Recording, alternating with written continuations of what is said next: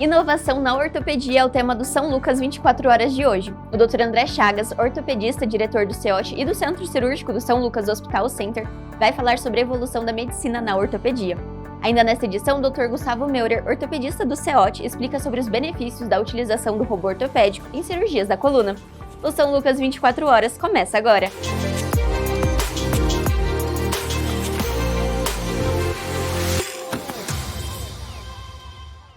Bem-vindos ao São Lucas 24 horas. Hoje vamos falar sobre a evolução na ortopedia. A utilização de robôs ortopédicos tem contribuído para os tratamentos e uma melhor recuperação dos pacientes. E para explicar sobre essas inovações, eu gostaria de agradecer a presença do Dr. André Chagas, ortopedista, diretor do CEOT e do Centro Cirúrgico do São Lucas Hospital Center. Seja bem-vindo, doutor. Eu que agradeço aqui o convite, Gabriela. Sempre um prazer falar contigo aqui. Sempre é conversa boa aqui. Muito bem. E hoje nós vamos falar um pouco mais sobre a evolução na medicina e na ortopedia até chegar aos robôs ortopédicos, que hoje faz parte, então, da realidade, né, e dos tratamentos dos pacientes. Doutor, para a gente entender um pouco mais, eu gostaria que o doutor explicasse. Recentemente nós tivemos o Fórum Inove no São Lucas e foi falado sobre a evolução da medicina e eu gostaria que o doutor explicasse para nós também, para o pessoal de casa, sobre como era a medicina há uns anos atrás e como todas essas evoluções têm contribuído para o tratamento mais eficaz dos pacientes. Pois é. Quando me convidaram para falar no Inove, eu pensei, o que eu vou falar? Se eu vou pegar um livro antigo sobre a literatura que tem sobre isso, e eu pensei, não, mas eu vivi isso porque o meu pai era médico e isso que eu expliquei, os meus últimos 30 anos, eu sou médico há 30 anos. Então, você veja que parece, para a história, 30 anos é muito pouco, né? E o que evoluiu dos 30 anos para cá? Um exemplo que eu dei foi a luva cirúrgica. Você imagina, eu lembro o varal, a gente morava no hospital, e no varal a gente tinha que lavar as luvas porque elas não eram descartáveis. Não existia essa facilidade que existe hoje, onde tu chega no hospital e tem a máscara descartável, a luva, o jaleco, para que a gente tenha cuidados com o paciente e com a equipe médica, né? Então, a gente lavava, resterilizava e assim é que funcionava. Não tinham pessoas, as pessoas não tinham qualificação técnica. Nós estávamos falando agora há pouco, não existia enfermeira, a técnica era quem fazia a enfermagem eram pessoas treinadas, e normalmente a gestão era feita pelos médicos. Os médicos tinham os hospitais. Então, como precisava ter hospital para internar as pessoas, o Dr. Francisco conta a história muito boa. Quando ele chegou aqui, eles alugaram um hotel, alguns quartos de hotel, e começaram a fazer ali a clínica deles, aqui em Cascavel. E, então, era muito diferente. Como o mundo todo mudou nos últimos 30 anos. Mas na medicina isso mudou demais, porque é coisa que a gente faz e a gente sentiu isso mudando, né? Depois, chegando em Cascavel, a gente não tinha estrutura de aparelhos, os hospitais eram dos médicos e a gente não tinha essas estruturas que hoje nós temos. Eu, na ortopedia, uso um perfurador, uma furadeira para fazer um furo no osso e colocar um parafuso. Eu sou um artesão, né? Eu faço uma coisa muito parecida com o que fazem alguns profissionais que usam esse tipo de material. Claro que o osso e a abordagem vai ser da maneira médica, tem que usar um material um pouco bruto para uma coisa delicada. Enfim, mas a gente tinha a furadeira da gente, né? Era uma furadeira normal dessa de usar, onde a gente esterilizava isso com umas pílulazinhas de formol, que hoje nem se usa mais, né? A formalina, ela é esterilizante, mas ela é muito cancerígena, então isso foi parado de usar. Hoje nós temos equipamentos pneumáticos, a bateria e esterilizáveis numa autoclave, com garantia de esterilização previsível, vamos dizer assim. Nós passamos época que a gente esterilizava materiais de vídeo, lembro quando começou a vídeo, num Sidex, era um líquido que a gente colocava, e eu nunca sabia o quanto. Olha, tinha o tempo mínimo, vamos deixar mais um pouquinho para garantir, coisa desse tipo, né? Certo. Então, são muitas mudanças, né? E todas Demais. essas mudanças traz cada vez mais segurança para os pacientes.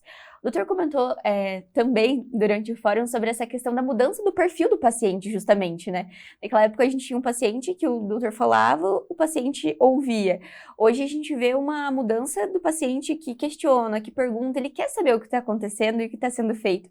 Isso faz com que também os médicos procurem sempre essa melhor qualificação, adaptação para que, assim como a medicina evoluiu, o restante da população também evoluiu bastante, né, doutor? Consequentemente. Não tem dúvida, isso aí é muito bacana, isso é natural a gente observar que o paciente ele está mais exigente, né? Mas nós estamos mais exigentes no nosso mundo, não precisa ser na medicina isso. Eu prefiro um calçado bem confortável do que um desconfortável, não existia. Pense num calçado egípcio, ou aqueles holandeses antigos, que a gente lembra do tamanco, aquele de madeira, aquilo devia ser muito desconfortável, não? Pense num tênis. É justo. Eu quero um tênis. Então, quando eu tenho férias, quando tiro férias, eu só coloco o tênis ou chinelo. Então, esse questionamento médico, e alguns médicos ainda têm uma resistência, eu que sou mais antigo, imagina, a gente tem que se adaptar rapidamente a essa mudança.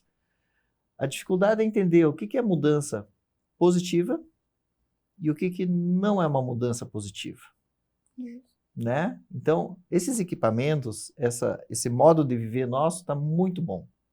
Tem ar-condicionado, tem o elevador, tem o carro que nos leva até a porta, tem um estacionamento como aqui no hospital, olha o conforto que isso gera, tu sai na porta do elevador, mesmo num dia de chuva ou frio. Agora, o que a gente às vezes passa do limite, e isso é a discussão com os pacientes. A natureza ela é igual para todo mundo. Então, o tempo de cicatrização, ele vai continuar existindo. A gente tem melhorias de antibióticos, de técnicas cirúrgicas, de a gente fazer uma costura melhor, de usar um equipamento como a vídeo ou o robô hoje, que faz uma incisão menor, mas a recuperação ela ainda precisa existir. A gente ainda tem que ter tempo para ficar doente. As pessoas não querem tempo para ficar doente. Justamente, eu acho que é uma mudança, como a gente comentou, muito grande no mundo, e essa necessidade por uma pressa constante por tudo, até mesmo na saúde, é o principal que a gente deveria tomar cuidado e, como disse o doutor, seguir as condutas que os médicos receitam. Mas, doutor, falando justamente agora sobre essas melhorias e essas inovações, eu gostaria que o doutor comentasse com a gente um pouco dentro da ortopedia.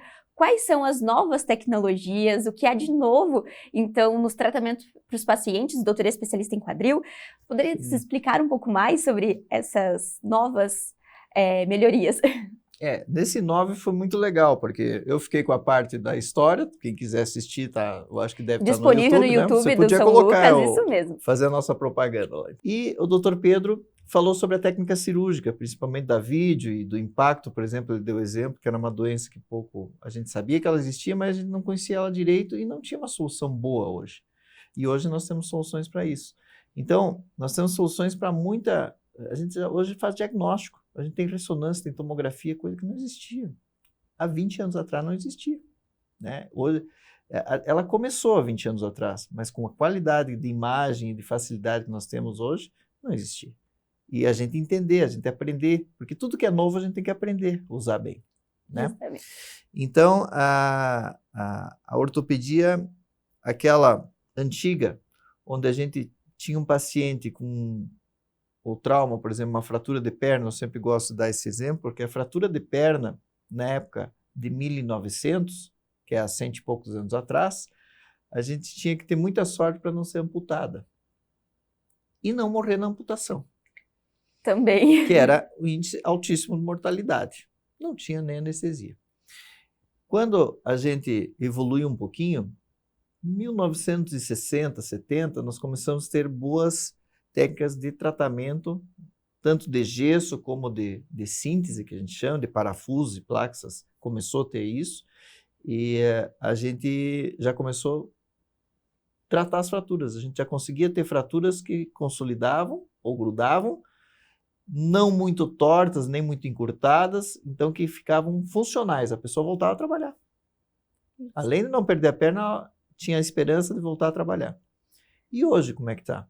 Hoje, além de a gente fazer um trabalho muito melhor, porque existem materiais muito bons para a gente fixar esse osso quebrado, para aquele de tempo da cicatrização, o tempo da cicatrização não mudou muito, viu? Olha, isso é importante ele ainda ressaltar. demora. Mas as pessoas voltam a trabalhar, às vezes, na mesma semana.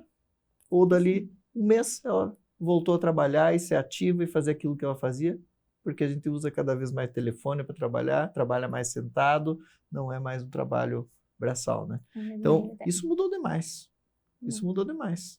Cirurgias que a gente não tinha solução para algumas doenças, hoje tem, no quadril nós temos a prótese, foi uma cirurgia que deu tão certo que ela foi considerada até no ano 2000 a cirurgia do século, tanto que ela reabilita as pessoas de uma maneira tão boa, que são normalmente pessoas saudáveis, ela volta a caminhar, volta a ser ativa, volta a trabalhar, volta a dirigir, volta a viajar. Uma atividade normal, né? Normal. Uma vida muito parecida com o normal, né? Então, a gente tem soluções muito boas. Isso mudou demais, né? Doutor, você falou da expectativa, isso, né? Justamente. Da expectativa. A expectativa mudou também. Então, as pessoas exigem hoje essa melhora também. Importante. Até que ponto será que nós vamos conseguir dar essa entrega, ter essa entrega na expectativa da pessoa que fica doente? Porque ela não quer mais ficar doente. Esse está sendo um problema. Isso talvez a medicina tenha um pouco de dificuldade. Hoje a gente não consegue ainda. Tem muita propaganda a dizer como a gente deve viver, né? Certo. Muitos lugares do mundo procurando qual é a melhor dieta, qual é o melhor estilo de vida, de exercício físico, de estresse, de trabalho, quantas horas por dia eu devo trabalhar, em que trabalho, o modo como eu devo fazer. Então tem muitos consultores no mundo, porque essa possibilidade de questionamento nos deu a oportunidade das pessoas darem palpite de como a gente deve viver, né? Mas será qual é o melhor modo mesmo? E será qual que vai prevenir nós não ficarmos doentes aos 60 anos? E é um fator muito interessante esse que o doutor tocou agora, porque justamente essa conscientização e essa pluralização do conhecimento torna as pessoas esse não querer ficar doente. E quando acontece, o choque é muito maior muitas vezes, né? E é uma resistência de por que? Aquela famosa pergunta, por que eu? Por que agora? Mas por que não também, né? Justamente porque a gente é ser humano e todos os fatores são importantes. E é interessante a gente debater sobre isso também, porque faz com que as pessoas entendam que, por mais que exista todas essas evoluções, como o doutor disse, as pessoas ficam doentes, a cicatrização ela é necessária, e é importante entender isso também e aceitar como uma forma de calma, respira, tá tudo bem, existe tratamento, mas você precisa aceitar a situação biológica, como o doutor disse, né? É bem importante, é um fator muito interessante mesmo esse que o doutor trouxe para nós, de parar para pensar sobre esse fator que muitas vezes a gente só passa despercebido, né? É perfeito, esse teu raciocínio. Se você pensar isso e sair da medicina e pensar na religião, Justo. A gente talvez veja um campo muito bom. Quem gosta da religião, que seja da religião, mas da nossa espiritualidade, a gente começar a acreditar em alguma coisa, a gente tem que ter fé em alguma coisa. E essa fé que nós somos da natureza e nós temos uma finitude, será que um dia nós vamos acabar com essa... Isso não tem dúvida hoje em dia, que nós vamos biologicamente nos transformar e ficarmos mais velhos, e isso é muito bacana, se tu pensar sobre o ângulo da longevidade, né? Mas nós temos finitude. É interessante, é uma ótima discussão que nos renderia ainda mais. Mas eu gostaria de voltar à questão da ortopedia. O doutor comentou sobre a questão do quadril, as cirurgias. Quais são, então, o doutor poderia dar um exemplo para a gente entender, para o pessoal de casa conseguir visualizar, quais são algumas das doenças, situações que causam um desgaste no quadril para que essa pessoa precise de uma cirurgia, que nos leve à cirurgia com a utilização do robô? Você quer me dar uma oportunidade de fazer propaganda. Justamente! Não, o conhecimento é muito bacana. Isso que é a parte boa de hoje em dia, a gente poder dividir essas informações, né? Mas o robô, tu quer saber sobre o robô, né? Sobre algumas doenças que podem ser tratadas utilizando o robô, no caso. O robô hoje, na ortopedia, é uma coisa relativamente nova. Nós começamos, faz tempo que a gente está estudando isso. eu estive vendo agora há pouco, um desses robôs, ele é de 1980, 2006, se eu não me engano. 2006. Então fazem quase 30 anos, 20 anos agora. Isso. Né?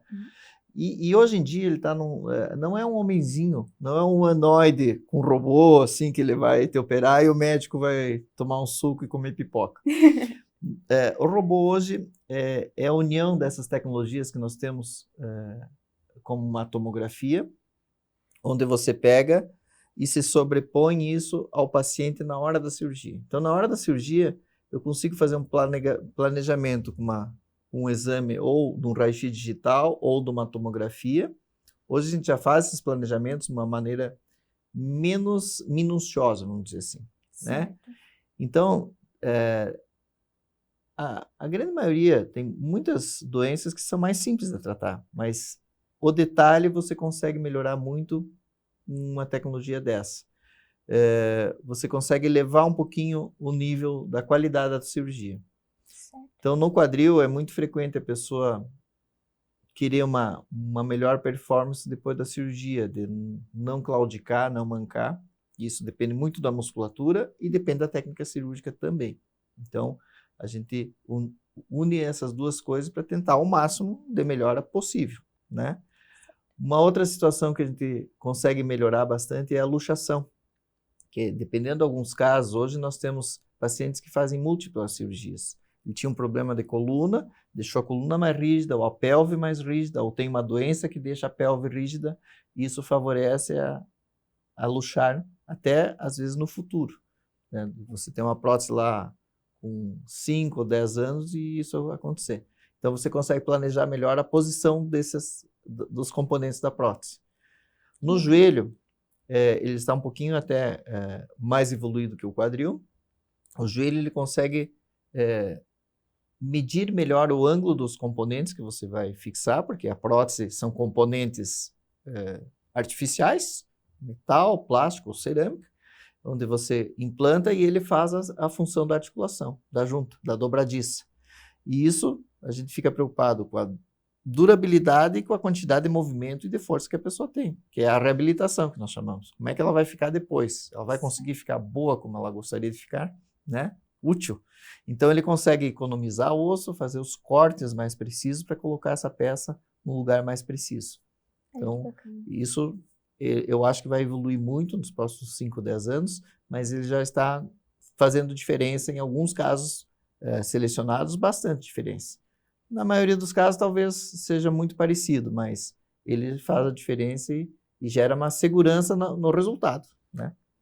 Que é muito importante e, como a gente conversou anteriormente, tem sido exigido muito mais. É o que a gente busca, né? Junto com o paciente. Nós nos exigimos como médicos e como pacientes. A dificuldade é a gente acertar o quanto a gente pode exigir. A expectativa de ambas as partes. A expectativa, exatamente. Doutor, e falando, esse robô está sendo utilizado já no São Lucas, vocês estão trazendo essa tecnologia para cá? Como que tem sido os planos, os próximos passos para os pacientes que tratam aqui na instituição? O São Lucas sempre esteve na vanguarda, né? A gente sempre... isso é uma coisa bem nova no Brasil, tem poucos robôs desses funcionando no Brasil, mas o São Lucas já até me incumbiu, eu tive esse ano em São Paulo, em Belo Horizonte, que são lugares que tem já esses robôs vendo, e a gente tem expectativa, assim, de adquirir um robô. O hospital já sinalizou que ele vai ter essa tecnologia aqui no hospital. Para o paciente, os benefícios, além dessa melhor funcionalidade da cirurgia e do paciente, quais outros benefícios esse paciente pode ter ao realizar uma cirurgia com um robô ortopédico, doutor? O robô, ele é uma ferramenta a mais, né? No arsenal que a gente já tem. Então, em casos específicos, é isso que eu te falei, eles estão desenvolvendo muito. O robô ele vai servir para revisão de prótese, ele vai ter para coluna, para ombro, isso já mas mesmo nos Estados Unidos, que é quem desenvolve nós estamos vendo duas marcas, são duas marcas que grandes empresas, mas que também lá fora é uma coisa que é nova, né? As tecnologias cada vez vêm mais rápido, né?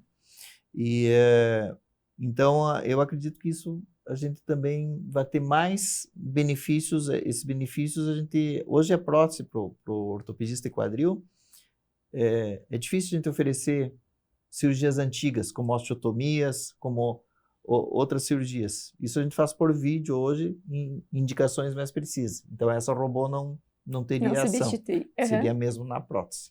Né? Interessante. Que é assim, 80%, 90% das cirurgias do cirurgião de quadril. Né? Então, os pacientes têm muito a ganhar justamente para ter essa melhor estabilidade, como o doutor havia comentado. E antes da gente encerrar a nossa conversa, tem uma pergunta que eu gostaria de fazer para o doutor. O doutor acompanhou justamente essa mudança da medicina nos últimos 30 anos e tem acompanhado a chegada dessas novas tecnologias. E eu gostaria que o doutor explicasse para a gente, do ponto de vista pessoal mesmo, como foi acompanhar tudo isso e como médico, como pessoa, controlar essas expectativas para o futuro e o que há de novo, para que a gente entenda também como é para vocês, como profissionais, verem toda essa mudança e se preparar também para o futuro. Isso é muito fácil de explicar. Né? Você viveu no tempo onde não tinha celular? Brevemente. Você lembra disso? Lembro, assim, que o acesso era um pouco mais restrito, mas já existia. E tinha internet? Tinha, mas também era... Eu lembro de colocarem um computador na minha casa com internet, foi o maior evento daquele ano. E agora a internet está no teu bolso? Justamente. Não é muito bom isso aí? Totalmente Não te diferente. ajuda um monte isso aí? Então tu imagina nós médicos, quando não tinha medicamento, não tinha um bom centro cirúrgico, não tinha um arco em C, que é um raio-x, que tu faz cirurgias com isso para um ortopedista, isso é dia a dia. Não tinha o perfurador. Isso é sensacional. Isso mudou, não vou dizer da água para o vinho, porque tem gente que não gosta de vinho. Né? Justamente. Mas é totalmente diferente. As pessoas podem Sim. entender que são coisas bem diferentes. Né? Então, o mundo de hoje é muito melhor. Eu acho que como médico e como pessoa, a gente tem que estar aberto a essas mudanças e, claro, ter um posicionamento, ver o que serve para a gente. Tem mudanças que não quer, que não vale a pena, ou que são um apelo só comercial, que as pessoas querem vender para ganhar dinheiro, que é uma outra coisa que nós estamos discutindo, né? Uhum. Mas essa evolução que é benéfica para nós e que vale a pena, e claro que tem um preço, isso é natural, mas isso é sensacional. Isso mudou muito e tornou a nossa vida, deveria tornar mais confortável, mas a gente é muito angustiado. Talvez a gente tenha que tratar a angústia, né? Porque o resto está muito melhor. A angústia aumentou porque a gente não quer perder esse conforto. É muito bom. Interessante, olha só, então, as expectativas são sempre muito positivas e, como o doutor disse, é uma mudança que trouxe muito resultado a mais para o médico e principalmente para o paciente também, né, doutor? Porque tudo isso gera mais segurança, mais conforto, mais qualidade e como o doutor disse anteriormente, muitas vezes as cirurgias de fratura, o paciente não tinha nem expectativa. E hoje, não só tem expectativa, como essa reabilitação, tem toda essa funcionalidade novamente, né? Com certeza. O paciente é um grande beneficiado. Doutor, eu gostaria de agradecer a presença no São Lucas 24 Horas. Eu gostaria de saber se o doutor tem algo a mais a complementar hoje na nossa conversa. Não, só quero agradecer. Estarei sempre à disposição aqui. É muito boa essa conversa. Sempre fica o convite, então. Confira agora o destaque dessa semana do São Lucas 24 Horas.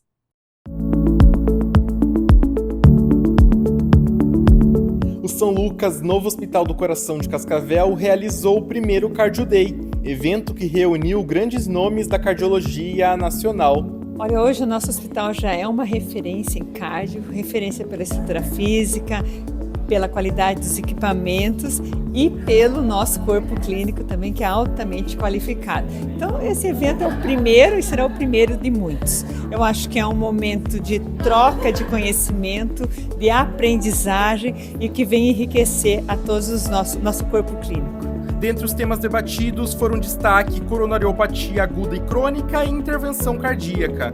Participaram das discussões dos assuntos Dr. Anderson Dalazen, Dr. Pedro Matos e Dr. Roberto Mesquita. A gente vai tentar hoje trazer novidades em relação às últimas atualizações sobre tratamentos, sobre novas perspectivas, né? Não só para para a cardiologia clínica, mas também especificamente aqui para o hospital. Então hoje a gente vai falar sobre doença arterial coronariana crônica. Então são aqueles pacientes que eles desenvolvem depois de um infarto agudo um quadro de insuficiência cardíaca, ficam com a dorzinha residual e tem comprovadamente, né, visto que tem doença no coração, nas artérias do coração. Esses pacientes aí já são doentes de alto risco e eles precisam de um cuidado muito intensivo. A gente precisa atuar em várias pontes, né? Desde a mudança no estilo de vida, cessação de tabagismo, orientação nutricional, orientação de dieta, até, se for preciso, novas cirurgias de revascularização ou implante de stent para tratar a doença. A gente vê o primeiro Cardio Day como um evento que vem trazer muita informação atualizada.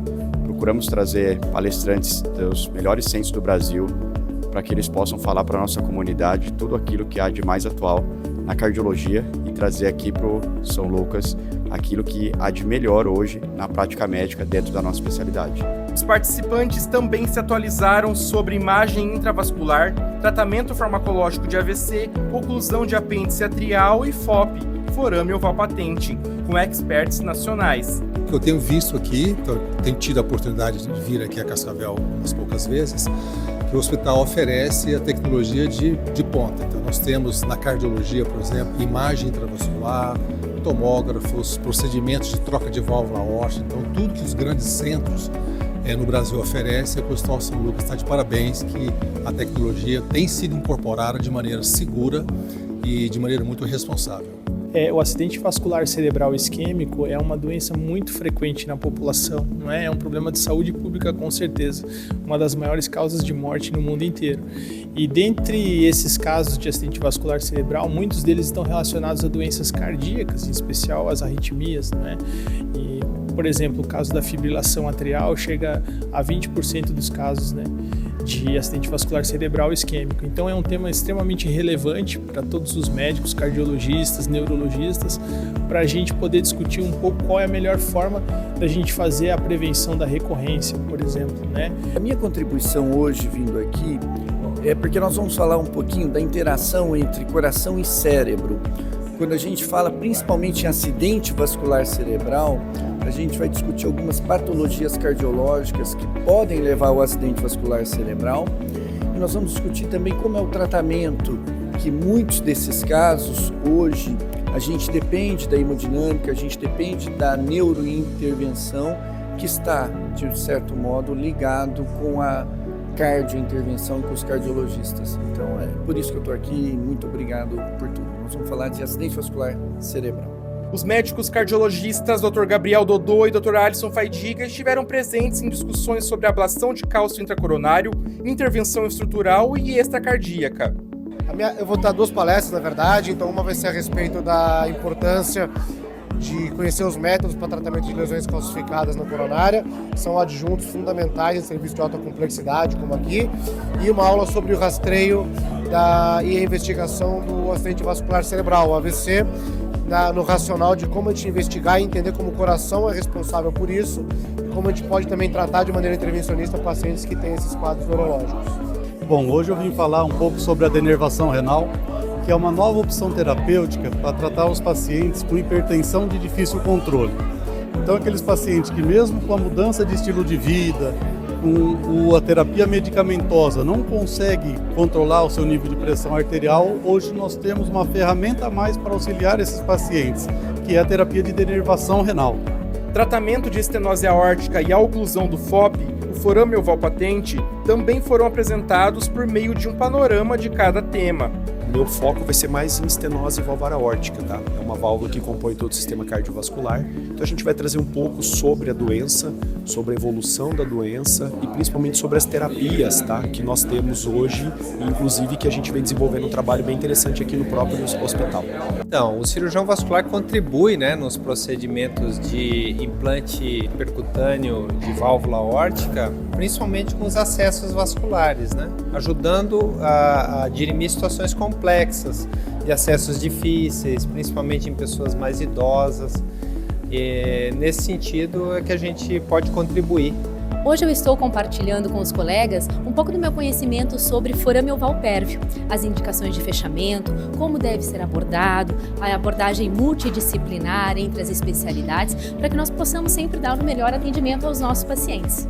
Com palestras e debates sobre temas de vanguarda na cardiologia clínica e intervencionista, neurologia e neuroradiologia, os participantes, médicos, enfermeiros e acadêmicos compartilharam conhecimento e trocaram experiências.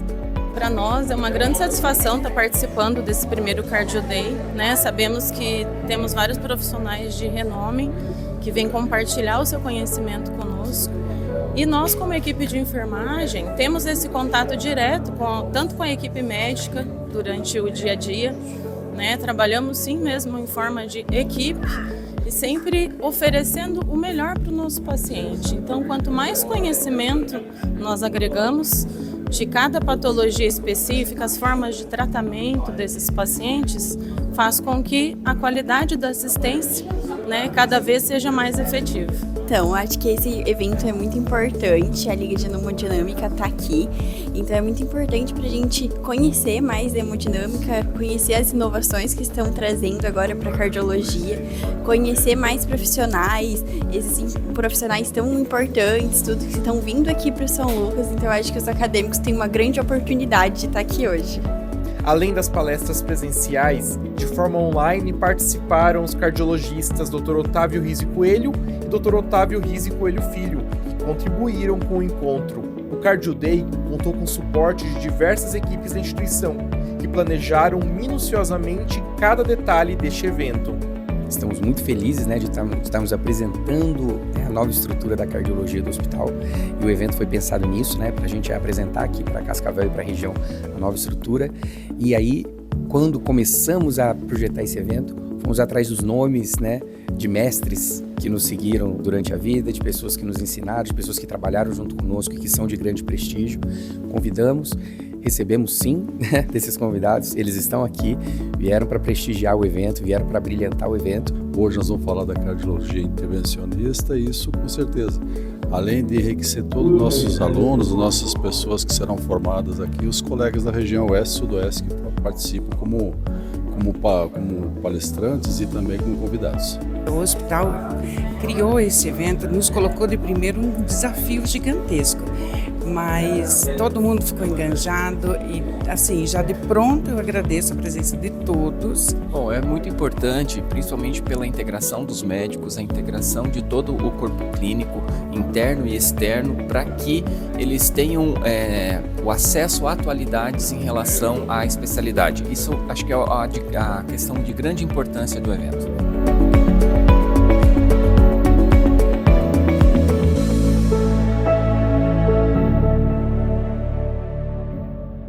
O São Lucas 24 Horas vai para um rápido intervalo e no próximo bloco nós vamos continuar falando sobre ortopedia, mas agora sobre os avanços nos tratamentos da coluna.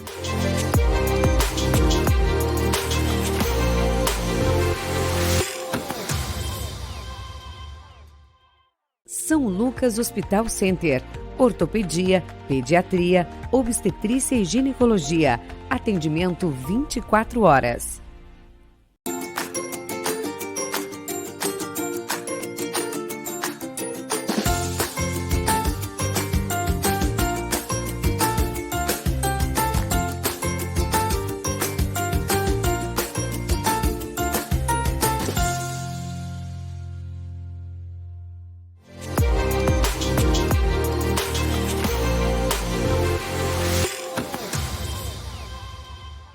Os tratamentos para as doenças da coluna também estão em constante evolução, e o Dr. Gustavo Meurer, ortopedista do CEOT, vai explicar um pouco mais sobre as atualizações nessa área da ortopedia.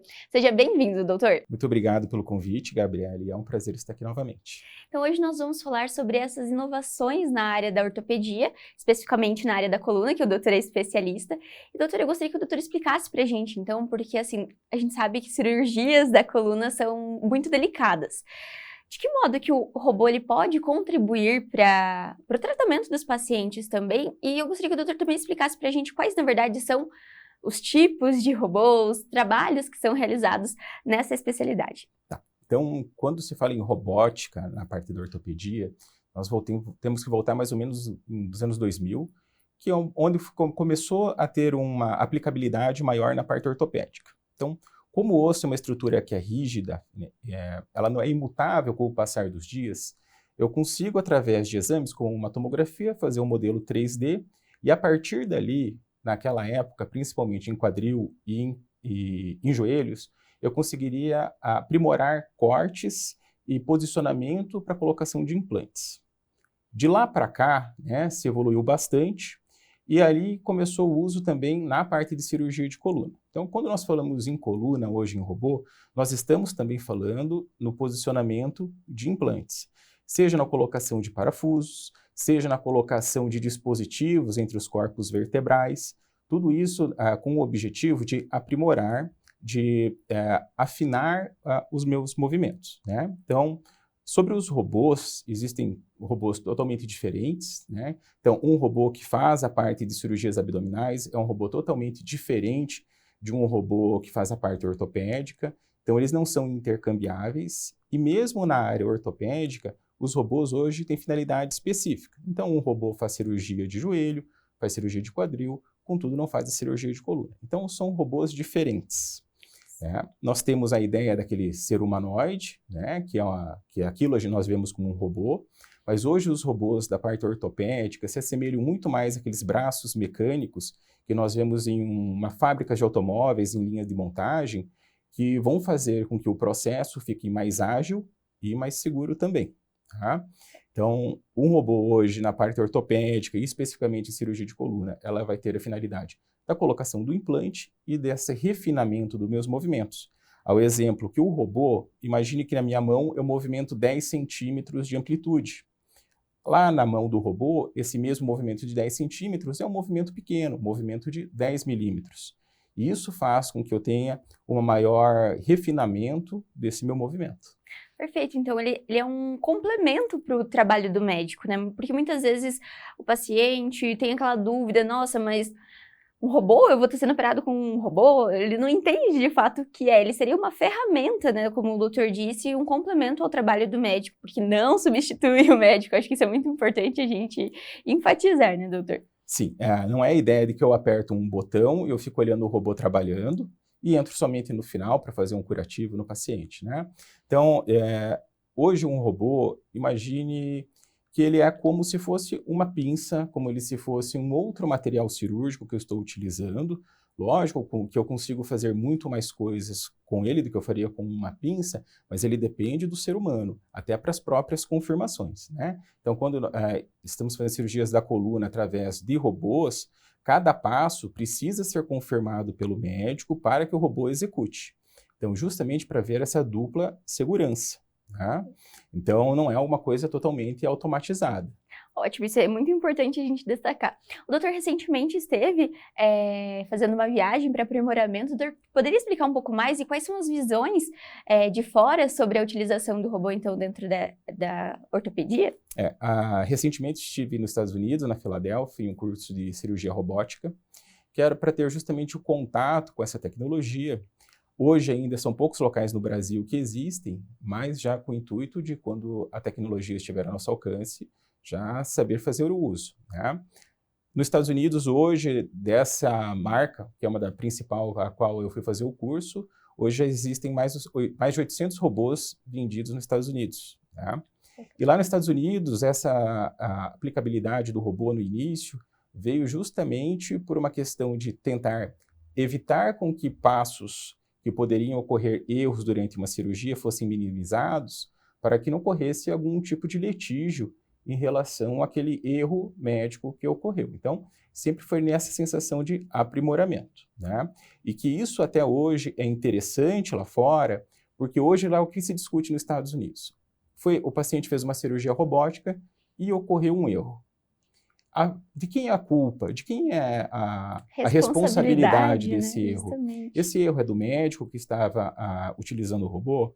Esse erro é do hospital que adquiriu aquele robô? Ou esse erro ele é da empresa que construiu o robô? Então a gente traz um comparativo às companhias aéreas, acidentes aéreos, e quando cai um avião, a culpa é de quem? É a culpa do piloto? A culpa é da companhia aérea que não fez manutenção adequada? Ou a culpa é da empresa que fabricou aquele avião? Então, hoje, já existe uma discussão muito avançada lá fora em relação a isso, já as responsabilidades do uso da robótica na medicina. Doutor, falando sobre essa questão do robô, ele é utilizado e tudo mais, a gente está falando, mas além dele, existem outras tecnologias, outros tipos de aprimoramento, seja na prática cirúrgica, seja nos exames, que são utilizados na ortopedia, que o doutor gostaria de destacar para a gente também?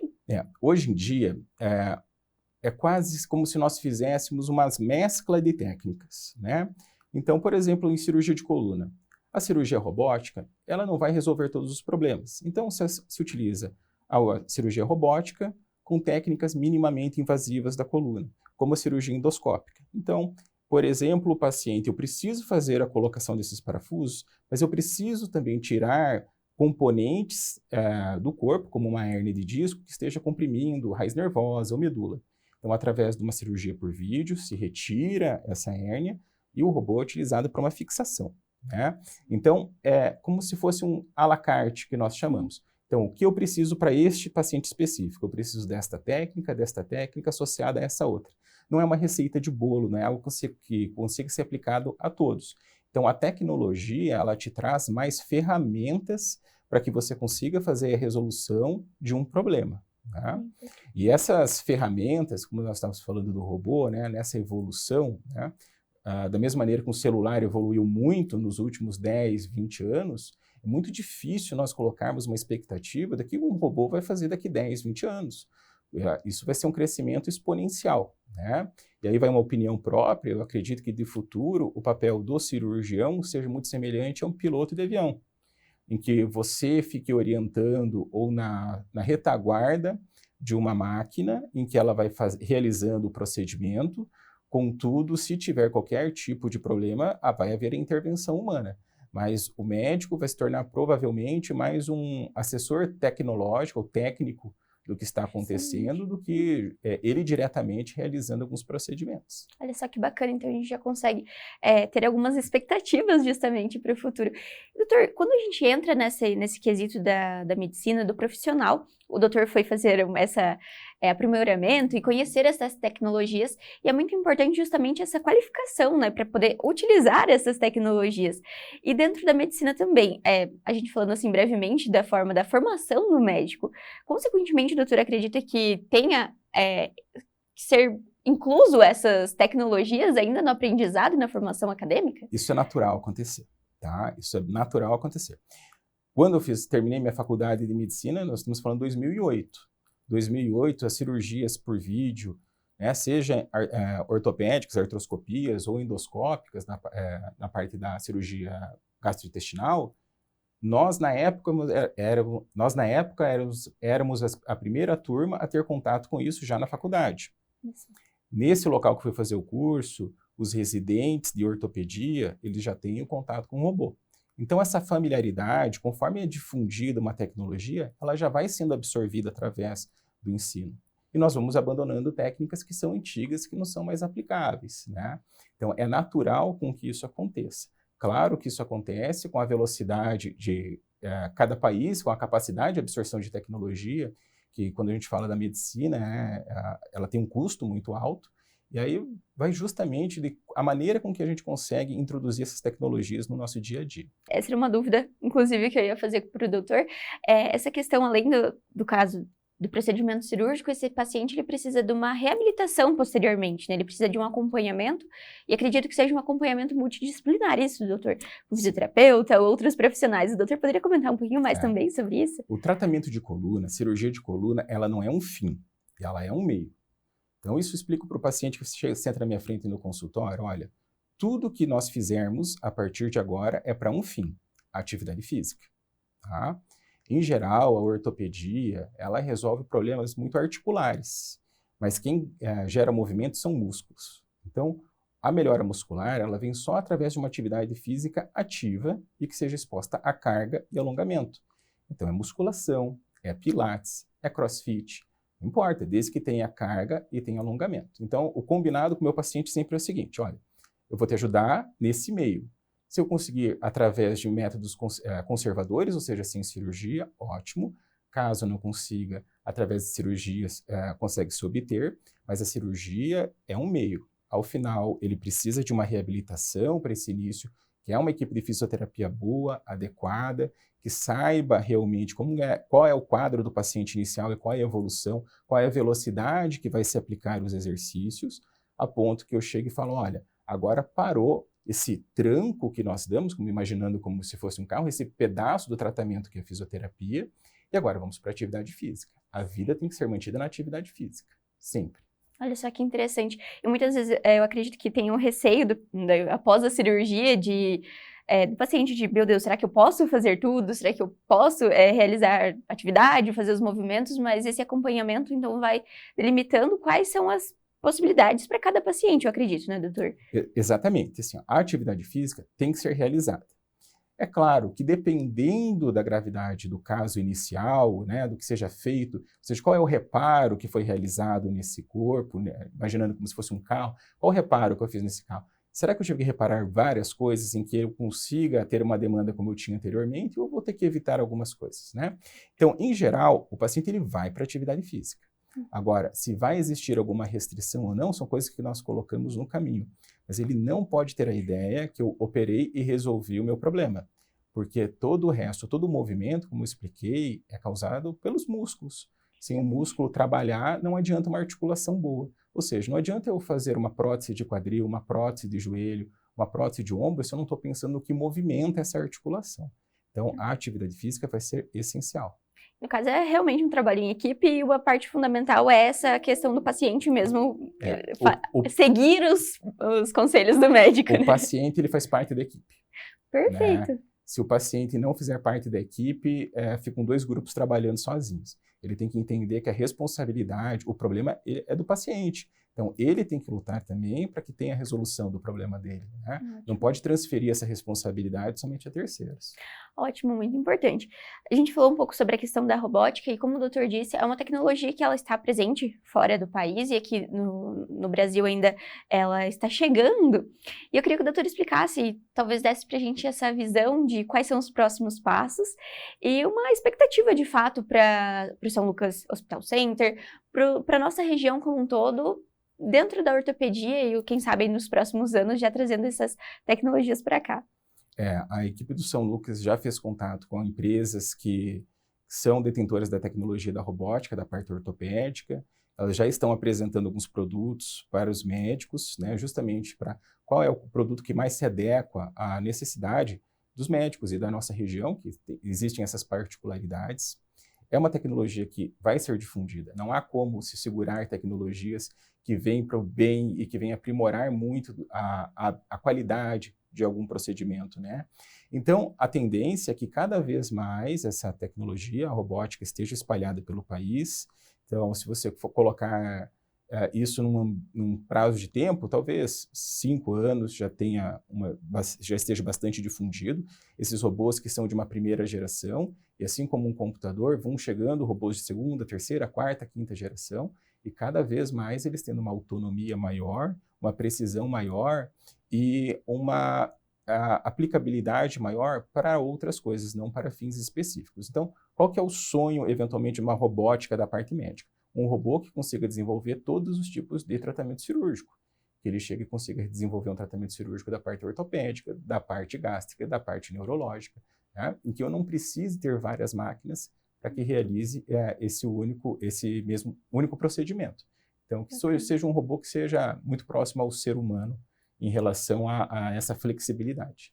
Bacana, então a gente consegue, já tem essa esperança e essa expectativa que em breve os pacientes da nossa região sejam tratados também utilizando o que há de melhor e o que há de mais novo, né, na medicina. E doutor, para a gente complementar um pouco da nossa fala também, o doutor explicou sobre essa parte de fato que é no caso do tratamento do paciente, no caso do diagnóstico, quando vocês vão fazer essa diagnóstico de fato do que é que tem, o que está acontecendo com esse paciente. É utilizado, obviamente, tecnologias, exames. Quais são eles que estão presentes, então, na rotina de trabalho do doutor? Primeiro, conversa e exame físico. Né? Qualquer exame que seja solicitado, né, e na ortopedia usa-se muito exames de imagem, são exames complementares. Então, ele vem para complementar um diagnóstico ou hipóteses diagnósticas que foram realizadas através da conversa e do exame físico, né? A maior dificuldade, eventualmente, é até o contrário. Quando o paciente chega, o que o senhor está sentindo? Ele só chega com o exame. Eu tenho isso daqui. O exame ele não vai te contar o que o paciente sente, né? Então, o exame ele vem justamente para complementar o diagnóstico. Na ortopedia, os exames que usam radiação são ótimos para avaliar ossos. Então, estou falando de raio-x, estou falando de tomografia.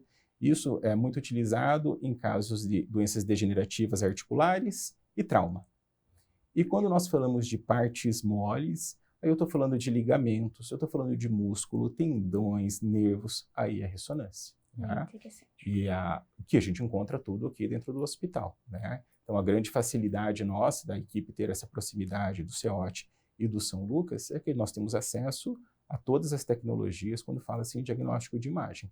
E uma equipe de radiologia do hospital muito competente, em que a gente consegue discutir vários casos, porque muitas vezes o que eu vejo no consultório, eu quero que ele também tente entender se no exame aquela alteração encontrada ela vai condizer com aquela mesma clínica. Então essa conversa ela é importante. Eu acho que esse é um ponto muito importante da gente falar justamente, porque como nós falamos anteriormente, muitas vezes o paciente tem o receio ainda dessa chegada das novas tecnologias, mas nada substitui de fato essa conversa, como o doutor disse, né, de esse olhar clínico, esse olhar, essa avaliação que um robô não faria na prática, justamente porque é uma ferramenta e algo que vem acrescentar, mas que não substitui, como o doutor disse, e acho que é muito importante, isso resume bem o que o doutor disse, essa questão para o paciente entender que essa conversa, esse contato, essa conexão de fato que precisa, para que essa confiança que precisa entre médico e paciente também, isso não tem nada que substitua, né, doutor? Exatamente, mesmo porque é esperado, por exemplo, um exame de imagem, vamos falar de uma ressonância, é esperado que ela tenha alguma alteração. Por quê? Um exame é uma fotografia. Então, se você tirar uma fotografia minha, você vai falar, Gabriele, descreva minha fotografia. Você vai falar, o Gustavo, ele tem cabelo castanho, fio de cabelo branco, uma ruga do lado do olho. Então, existem alterações que são naturais do tempo acontecerem. Afinal de contas, isso é uma fotografia do tempo. E dentro do seu corpo, a ressonância é uma fotografia da parte interna, que quando você pega um laudo de algum exame, esse laudo ele vai descrever alterações que são naturais do tempo também. Agora, se as alterações encontradas ali, elas são naturais do tempo, ou se elas vão ter algum critério clínico ou patológico, vai depender dessa conversa inicial. Por exemplo, fios de cabelo branco são normais serem encontrados, mas eu não posso encontrar uma pessoa com 20 anos e a cabeça inteira branca, porque alguma coisa está errado nesse envelhecimento do meu fio de cabelo. E dentro das nossas articulações, seja joelho, seja quadril, seja os discos da coluna, existe muito essa expectativa, essa avaliação com o exame de imagem. Será que o que eu encontrei nessa imagem, essa descrição, condiz com a idade desse paciente? Ou isso já está muito avançado para esta idade? Né? Então, os exames de imagem nos auxiliam, mas é esperado encontrar alterações porque é esse comparativo com a fotografia. Eu não vou ter a mesma feição que eu tinha com 18, com 30, com 40, 50 e assim sucessivamente. É muito importante.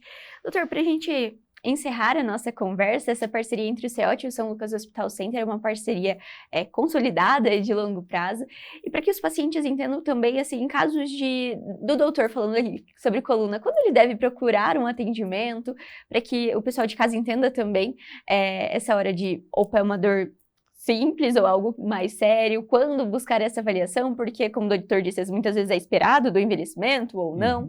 Então, eu gostaria que o doutor encerrasse explicando para a gente, então, essa importância de uma avaliação. Quando se pensa na parte ortopédica, eu estou sentindo uma dor leve, moderada, em que se eu faço repouso, eu melhoro, e essa dor não está ultrapassando 3, 5 dias, tudo bem. É esperado que eu fique resfriado, por exemplo, na minha vida, e os resfriados passem. Então, essas dores articulares, processos inflamatórios, fazem parte do uso do meu corpo. Agora, a dor passou de 3 a 5 dias, ou a dor está mais intensa, eu estou precisando utilizar algum tipo de subterfúgio como medicação. Né? Essa dor está limitando eu fazer minhas atividades do dia a dia. A atividade do dia a dia é o meu trabalho é o trabalho doméstico, é a minha vida pessoal, eu deixo de ir no restaurante, eu deixo de sair, passear porque eu estou com dor, né? Me limito uma atividade física, é hora de procurar um ortopedista, né? E não só dor, e principalmente quando nós falamos em coluna, tem que ter muita atenção a amortecimento, formigamento em membros, alterações de controle urinário, tudo isso pode estar ligado à parte interna da coluna. Então, não é incomum o paciente não ter muita dor, mas chega a consultar comigo com o pé totalmente amortecido, tá? Então, isso vai ser decorrente, muito provavelmente, de uma alteração de algum nervinho, algum fiozinho lá de dentro da coluna que está com curto-circuito, que está causando aquela alteração. Então, dor que é resistente, queixas que estão fazendo perder a qualidade de vida, sintomas neurológicos, alteração de força, sensibilidade, alterações urinárias, é hora de você procurar um ortopedista. Ótimo, então eu gostaria de agradecer a presença do doutor. O doutor gostaria de complementar a nossa fala para o pessoal de casa, então, sobre a inovação, tecnologia, robótica e ortopedia. Tá. Primeiro, obrigado pelo convite novamente, tá? E falar com o pessoal de casa que é natural a evolução, é esperado que as tecnologias cheguem. As tecnologias, elas são testadas antes de ser colocadas na vida prática. Existem processos extremamente rígidos para que um robô seja colocado para ser aplicado à parte médica, né? Então, conforme as tecnologias elas vão chegando, nós vamos nos adaptando, os pacientes também vão se adaptando, do sentido que uma tecnologia não quer dizer que ela vai resolver todos os problemas, uma cirurgia por robótica não vai resolver todos os problemas existentes, uma cirurgia por vídeo endoscopia não vai resolver todos os problemas do paciente, porque também isso é uma coisa comum do consultório, o paciente chega falando, eu quero operar por robô. Mas dependendo, esse caso não é um caso para uma cirurgia robótica, né? Esse caso não é um caso para uma cirurgia endoscópica. Então, a tecnologia, eu falo, deixe que o médico escolha a melhor técnica cirúrgica para você. Né? A partir do que o médico escolheu de melhor técnica cirúrgica, tenha confiança no seu médico, por isso que é importante equipes de boa qualidade, para que você consiga entregar o seu corpo para que ele seja devolvido nas melhores condições. Perfeito, ótimo. Muito obrigada novamente, doutor. É uma honra tê-lo aqui. Fica sempre o convite para voltar mais vezes. Muito obrigado, Gabriela, é uma honra minha. O São Lucas 24 horas de hoje fica por aqui, mas não deixe de acompanhar as redes sociais do @FH São Lucas Cascavel para ficar por dentro de todas as novidades. E na próxima edição nós vamos falar sobre o serviço de cardiologia do São Lucas Hospital Center, agora como Hospital do Coração. Espero você!